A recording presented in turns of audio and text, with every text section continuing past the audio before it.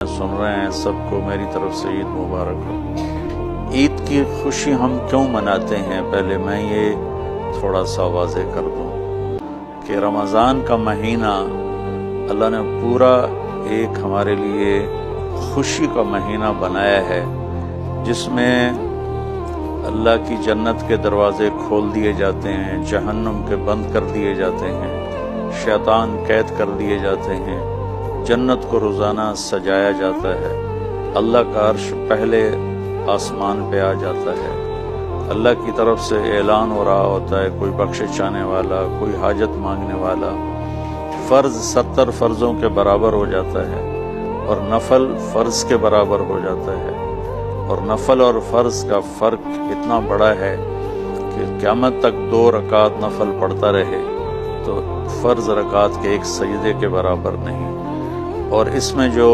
مر جاتے ہیں اہل ایمان ان کا حساب نہیں ہوتا، ان کو قبر میں منکر نکیر نہیں آتے، اللہ تعالیٰ ان کو معاف فرما دیتا ہے۔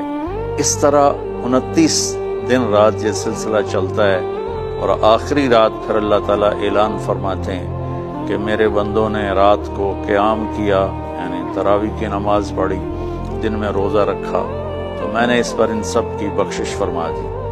تو اس خوشی میں پھر ہم سب مل کر اللہ کی بارگاہ میں شکرانے کے مل کر 2 نفل ادا کرتے ہیں اور اللہ کا شکر ادا کرتے ہیں کہ یا اللہ تیرا شکر ہے تو نے ہمارے گناہوں کو معاف فرمایا، جہنم کو ہم پہ حرام کیا، جنت کو ہم پہ واجب کیا۔ اصل تو عید کی خوشی کی یہ وجہ ہے۔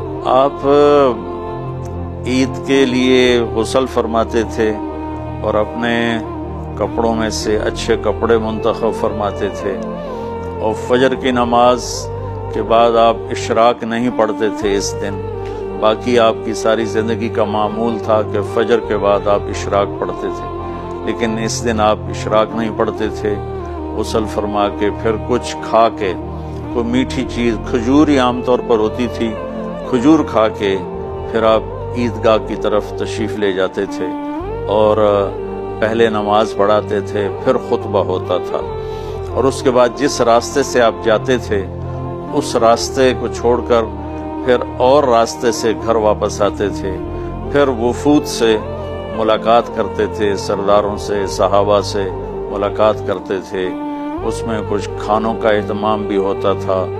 اس طرح ایک عام روٹین کی عید ہوتی تھی آپ کی، ملاقاتیں کرنا، کھانوں میں جانا اور اچھے کپڑے پہننا، سب کو خوشی سے ملنا، یہ عید الفطر پر آپ کا یہ معمول تھا۔ باقی جو اداسیاں ہیں، ڈپریشنیں ہیں، اس کی وجہ آپس کی محبتوں کا کم ہو جانا ہے، اور دنیا کی ایسی دوڑ جس نے اپنے آپ کو بھی بھلا دیا ہے، اور آپس کی نفرتیں ہیں اور آپس کے بغض، حسد ہیں، ان منفی جذبوں نے ہماری خوشیوں کو دھندلا دیا ہے، ورنہ رمضان کا ہر لمحہ خوشی کے لیے ہے، اور عید اس کی بھیک ہے، اور پوری زندگی اللہ راضی ہو رہا ہو تو خوشی ہی خوشی ہے۔ ہمیں اپنے ملک سے، اپنی نسل سے آپس کی نفرتیں، حسد، بغض یہ مٹانے ہوں گے، تب جا کر ہمیں حقیقی خوشیاں حاصل ہوں گی۔ میں اس عید کے خوشی کے موقع پر اپنی قوم سے ہاتھ جوڑ کے اپیل کروں گا کہ جھوٹ بولنا چھوڑ دیں، دھوکہ دینا چھوڑ دیں، اور ظلم کرنا چھوڑ دیں۔ مذہبی نفرت نے ہمیں تباہ کر دیا، سیاسی نفرت نے ہمیں تباہ کر دیا، صوبائی قومی نفرت نے ہمیں تباہ کر دیا، آپس کی رنجشوں کی نفرت نے ہمیں تباہ کر دیا۔ میں ساری قوم کے سامنے جھولی پھیلا کر چاروں صوبوں کے رہنے والوں سے اور ہر مکتب فکر سے متعلق اہل ایمان سے یہ درخواست کرتا ہوں کہ آئیں ہم سچائی کو اپنا ساتھی بنائیں اور دیانتداری سے اپنے آپ کو آراستہ کریں، اور انصاف کا ساتھ دیں، نہ ظالم بنیں نہ ظالم کا ساتھ دیں۔ اسلام 2 چیزوں کا مجموعہ ہے، ایک اللہ کا حق ہے جو عبادات کی شکل میں ہے، اور ایک اللہ کے بندوں کا حق ہے جو اخلاقیات اور معاملات اور معاشرت کی شکل میں ہے، یہ دونوں کمپلسری پیپر ہیں، دونوں لازمی پیپر ہیں، ان دونوں میں پاس ہونا ضروری ہے۔ میری نماز اچھی ہے لیکن میری دکان پہ جھوٹ ہے تو نماز اس جھوٹ کی کمی کو پورا نہیں کر سکے گی۔ میری دکان پہ سچ ہے لیکن میں نماز نہیں پڑھتا تو میرا یہ سچ بولنا میرے نماز کی کمی کو پورا نہیں کر سکتا۔ اللہ کے نبی نے دنیا سے جاتے ہوئے 2 لفظوں میں سارا دین بتا دیا تھا۔ جب آپ کے جانے کا وقت قریب تھا تو آپ 2 لفظ دہرا رہے تھے، الصلاۃ وما ملکت ایمانکم، میری امت میرے بعد ایک نماز نہ چھوڑنا، اور ایک امت کے غریب مسکین لوگوں سے، نوکر غلاموں سے اچھا سلوک کرنا۔ یہ 2 الگ الگ ڈیمانڈ ہیں۔ جیسے پانی پینے سے روٹی کی کمی پوری نہیں ہو سکتی اور روٹی کھانے سے پانی کی کمی پوری نہیں ہو سکتی، یہ دونوں الگ چیزیں ہیں۔ اخلاق کو عبادت کی کمی پر نہیں کر سکتی اور عبادت کی کمی اخلاق کو اور اخلاق کی کمی کو عبادت پورا نہیں کر سکتی۔ ان دونوں چیزوں میں پاس ہونا ضروری ہے، تب جا کر ایک معتدل معاشرہ وجود میں آتا ہے۔ ایک حدیث سنا کے بات ختم کرتے ہیں۔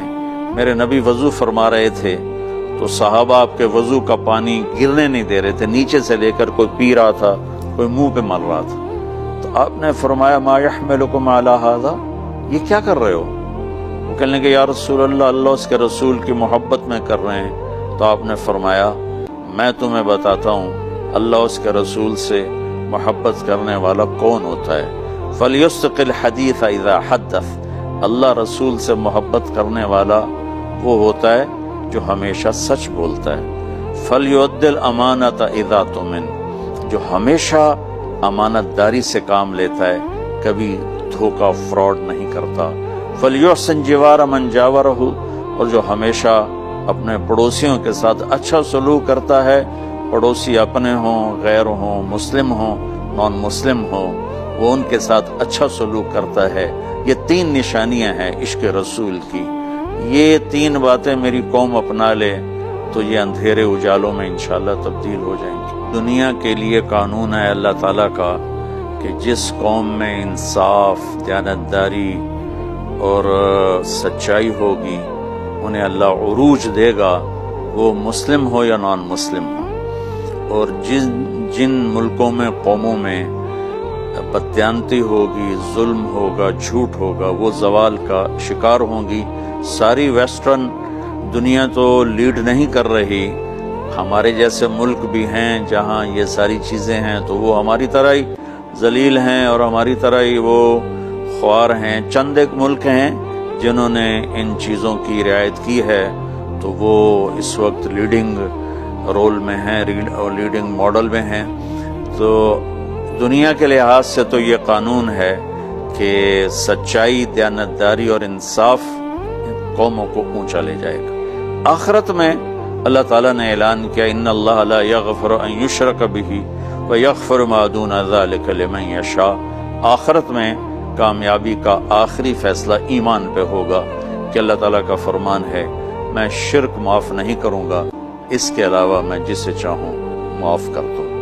تو ہماری 52 کے قریب اسلامی ریاستیں ہیں، وہ سب بری طرح اس زوال کا شکار ہیں، جس کی بنیادی وجہ یہ دین ہے جس کو میں بار بار آپ کے سامنے دہرا رہا ہوں۔ السلام علیکم۔